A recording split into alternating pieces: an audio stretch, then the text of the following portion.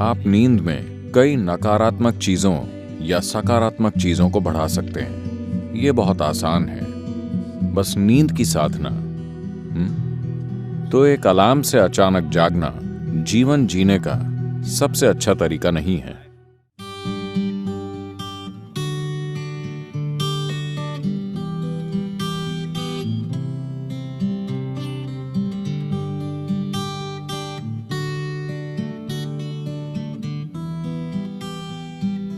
आप में से कितने लोग किसी दिन सुबह उठने के बाद बेवजह बहुत बुरा महसूस करते हैं? बिल्कुल बेवजह। अगर साल में कम से कम 2-3 बार भी ऐसा हो रहा है, अगर ऐसा है तो आपको सोने से पहले कुछ चीजें करनी चाहिए। ये बहुत ही महत्वपूर्ण है, क्योंकि आपको समझना चाहिए कि आप नींद में कई नकारात्मक चीजों या सकारात्मक चीजों को बढ़ा सकते हैं। आप नींद में सुखदता या अप्रियता को बहुत कुशलता से बिना रुकावट के बढ़ा सकते हैं। आप दिन में भी उन्हें बढ़ा सकते हैं, पर कई रुकावटें होंगी, वो बहुत कुशलता से नहीं होता। पर अगर आप किसी निश्चित तरह से सोने जाते हैं और सुबह बहुत बुरा महसूस करते हुए उठते हैं, बिल्कुल बेवजह, तो मतलब आप रात में बहुत कुशलता से चीजों को सेते हैं, खराब अंडों को। बात सिर्फ मानसिक अशांति की नहीं है, ये समय के साथ बड़ी शारीरिक समस्याएं पैदा कर सकता है। ये महत्वपूर्ण है कि आप इन चीजों को अपने जीवन से हटाएं।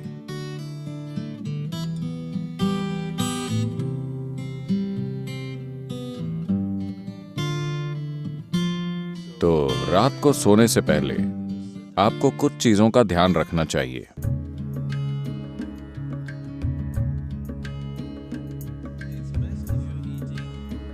अगर आप मांस और वैसा भोजन करते हैं तो उसे सोने से कम 3 से 4 घंटे पहले खाएं, ताकि पाचन पूरा हो जाए।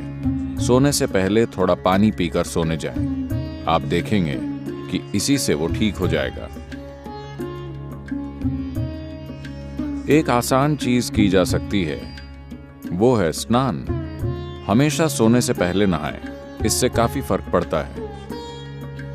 इस मौसम में ठंडे पानी से नहाना मुश्किल हो सकता है, तो आप गुनगुने पानी से नहाएं। रात को गर्म पानी से न नहाएं, गुनगुना पानी लें। यह आपको सजग बनाता है। आप सोचेंगे, अरे मैं सो नहीं पाऊंगा। कोई फर्क नहीं पड़ता। आप 15-20 मिनट या आधे घंटे बाद सोएंगे, मगर नींद बेहतर आएगी, क्योंकि इससे कुछ चीजें हट जाएंगी। जब आप नहाते हैं तब सिर्फ त्वचा की गंदगी नहीं हटती। क्या आपने देखा है, जब आप बहुत तनाव और चिंता में होते हैं तब सिर्फ नहाने से ऐसा लगता है मानो बोझ लगभग उतर गया हो। क्या आपने ये नहीं देखा है? तो ये सिर्फ त्वचा की सफाई नहीं है, पानी के शरीर पर गिरने से बहुत सारी चीजें होती हैं। स्नान एक बहुत बुनियादी भूत शुद्धि है, क्योंकि आपका शरीर 70% से अधिक पानी है। अगर आप उस पर पानी गिराएं तो एक तरह का शुद्धिकरण होता है, जो त्वचा की सफाई से परे है। एक और चीज अगर आप करना चाहें, आप बस एक जैविक तेल का दिया जला लें, रुई की बाती और कोई भी तेल। यहां आप क्या इस्तेमाल करते हैं? साधारण खाने का तेल, linseed oil, rice bran oil या तिल का तेल। आपके पास क्या है? ऑलिव ऑयल, ठीक है। रुई की बाती के साथ कोई भी जैविक तेल लेकर एक छोटा दिया उस कमरे में कहीं जला लें जहां आप सोते हैं। आप देखेंगे कि ये चीजें बिल्कुल गायब हो जाएंगी। अगर आप कोई मंत्र जप सकें या सोने से पहले रात को योगाभ्यास कर सकें तो बिस्तर पर बैठकर उसे करें। अगर आप ईशा क्रिया करना चाहते हैं तो वो नेट पर उपलब्ध है। आमतौर पर भारत में आपसे कहा जाता है कि सोते समय अपना सिर उत्तर दिशा की ओर नहीं रखना चाहिए। आपको पता है, अगर आप रात में उत्तर की ओर सिर करके सोते हैं, जब आप लेटे हुए होते हैं तो धीरे धीरे खून आपके दिमाग की ओर बढ़ने लगेगा। When there is too much circulation in the brain, you cannot sleep peacefully. जब दिमाग में रक्त संचार बढ़ जाएगा तो आप शांति से नहीं सो पाएंगे। अगर आपके दिमाग में किसी प्रकार की भीतरी कमजोरी है या आप अधिक उम्र के हैं तो आप नींद में मर सकते हैं। हेमरेज हो सकता है क्योंकि ज्यादा खून दिमाग में घुसने की कोशिश करता है, जहां खून की नसें बाल जैसी होती हैं और चुंबकीय शक्ति कुछ ज्यादा खून भेजती है। सीधे खड़े होते समय ऐसा नहीं होता। जैसे ही आप लेटते हैं, सिर की ओर यह खिंचाव इतना तीव्र होता है कि खून धीरे धीरे दिमाग की ओर जाने की कोशिश करता है। तो इससे बचने के लिए, यह सिर्फ उत्तरी गोलार्ध के लिए है। अगर आप ऑस्ट्रेलिया जाएं तो आपको सिर दक्षिण की ओर नहीं करना चाहिए। अगर आप भारत में हैं तो आपको सिर उत्तर की ओर नहीं रखना चाहिए। आप उसे और किसी भी तरह रख सकते हैं, वो ठीक है। इसे अपने मन में रखें कि आप सच में नाशवान हैं, ठीक है? सिर्फ शब्दों में नहीं, सच में। आप अभी मर सकते हैं। आप युवा हो या बूढ़े, कोई फर्क नहीं पड़ता, आप अभी मर सकते हैं, हाँ या ना? सोने से पहले बिस्तर पर बैठकर सोचें कि यह आपकी मृत्युशैया है। आपके पास जीने के लिए सिर्फ 1 मिनट और है। पीछे मुड़कर देखें कि आपने आज जो किया, क्या वो सार्थक है? सिर्फ ये आसान अभ्यास करें और आप नहीं जानते कि यह असल में कब होगा। आप मृत्युशैया पर बैठे होंगे या अस्पताल में लेटे होंगे और कई तरह की चीजें आपसे जुड़ी होंगी। किसे पता वो कैसे होगा? पर रोज इसका आनंद लें कि आप अपनी मृत्युशैया पर बैठे हैं। पीछे मुड़कर देखिए कि आज मैंने इन 24 घंटों में जो किया है, क्या वो सार्थक है? क्योंकि अब मैं मर रहा हूं। अगर आप ऐसा करेंगे तो आप एक सार्थक जीवन जिएंगे, मेरा विश्वास कीजिए।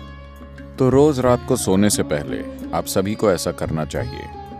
आखिरी 3 मिनट, जो भी चीजें आपने इकट्ठा की हैं, शरीर, मन की बातें, चीजें, छोटी चीजों को अनदेखा मत कीजिए।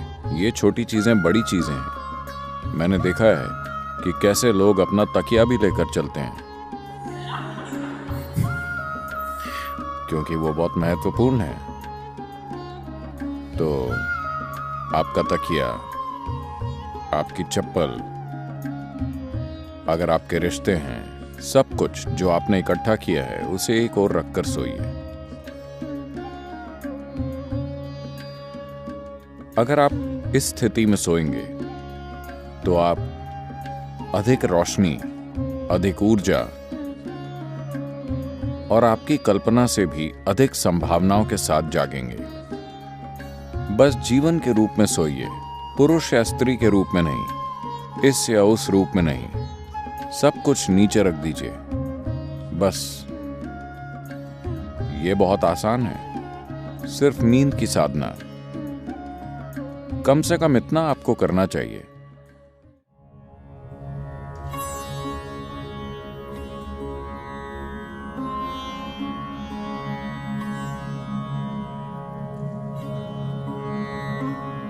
तो आप जैसी ध्वनियों में जागते हैं, वो कई रूपों में आपके दिन की प्रकृति और आपके जीवन का भविष्य तय करेंगी।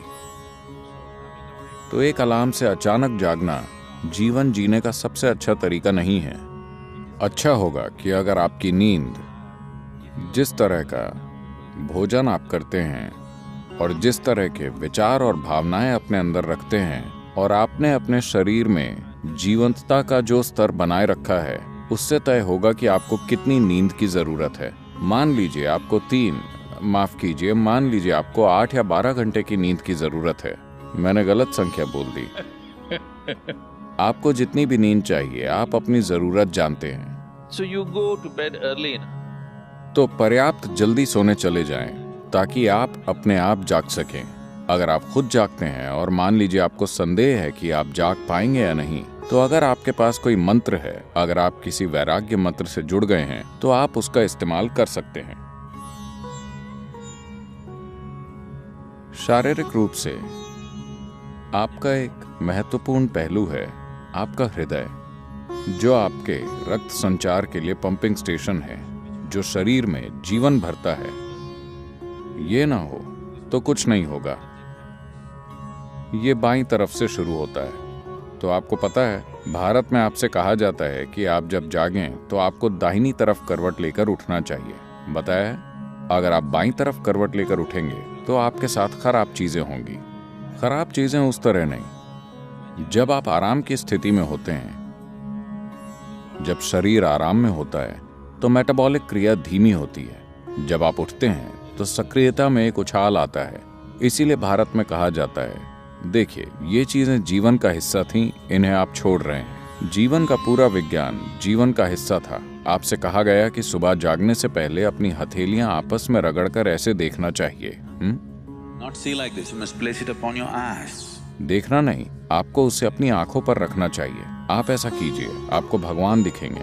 ये भगवान देखने के बारे में नहीं है। अगर आप इन दोनों को साथ रगड़ेंगे तो सभी नसों के सिरे, आपके हाथों में ढेर सारी नसों के सिरे होते हैं। अगर आप ऐसा करते हैं तो शरीर तुरंत जाग जाता है। अगर आपको नींद आ रही है तो ऐसा करके देखिए, सब कुछ जागृत हो जाता है। तो सुबह शरीर को हिलाने से पहले आप उसे जगाइए और फिर इसे अपनी आंखों पर रखिए। तुरंत आपकी आंखों और आपकी इंद्रियों के दूसरे पहलुओं से जुड़ी नसें जागृत हो जाएंगी। शरीर के हिलने से पहले शरीर और दिमाग को जागृत होना चाहिए। इसके पीछे यही मकसद है, समझे? तो आप ऐसा कीजिए और फिर अपनी दाहिनी ओर करवट लेकर उठिए। आज अगर हम सब सोते हैं तो दुनिया में कल सुबह लगभग 2.5 लाख लोग नहीं जागेंगे प्राकृतिक मृत्यु के कारण।